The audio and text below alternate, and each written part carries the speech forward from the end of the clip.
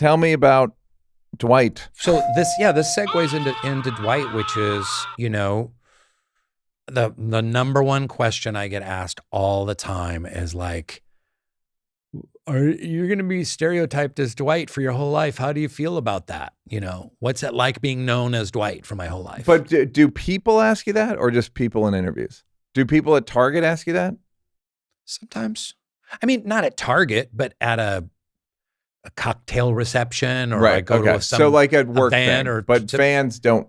No, but even like fans kind of like, I had one guy come up to me and goes like, you can do whatever you want as an actor for the rest of your life. I'm only going to know you as Dwight. I'm sorry. I look at you. That's how I think of you. Yeah. I was like, thanks. Fine. That's all. But and I always answer the same way. I'm like, I'm super grateful for Dwight. Amazing show. Et cetera. It's a great, so good. Yes. So nice.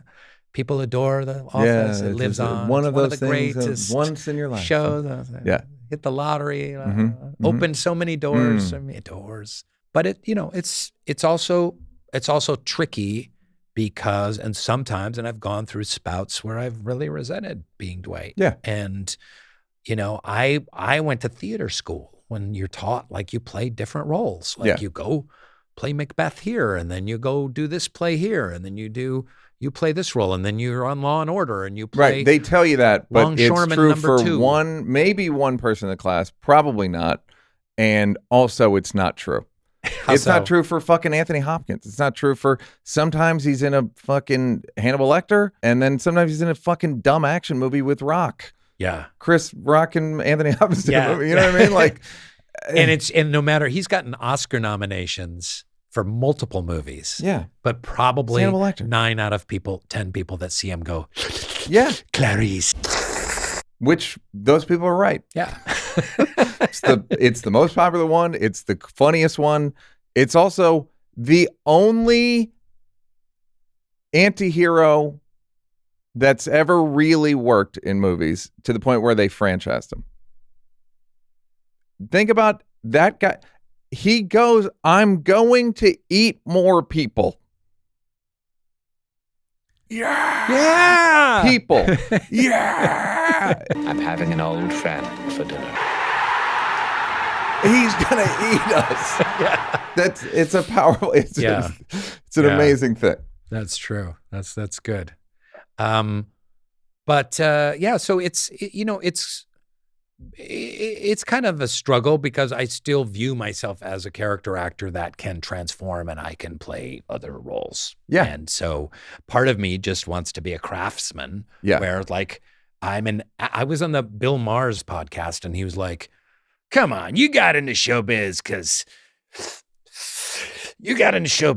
you wanted to get famous and you wanted to make money. It's like, no, I really didn't. Like, I love acting. I love playing characters. Do I want to buy a house and pay off my student loans? Fuck yeah. But I didn't come to LA. Right. Let me just call bullshit, a small bullshit real quick. He holds a joint in his right hand. No, people, whenever people go, I want to be an actor, I go, great, go to a class or call a friend and you guys can workshop a scene and you're satisfied. Wouldn't have satisfied you. True. But what I'm saying is Bill's also right. I wanted to make You're both right. I wanted to make a living as an actor. You spent the last hour telling me about the Hungry Hippo. Yes.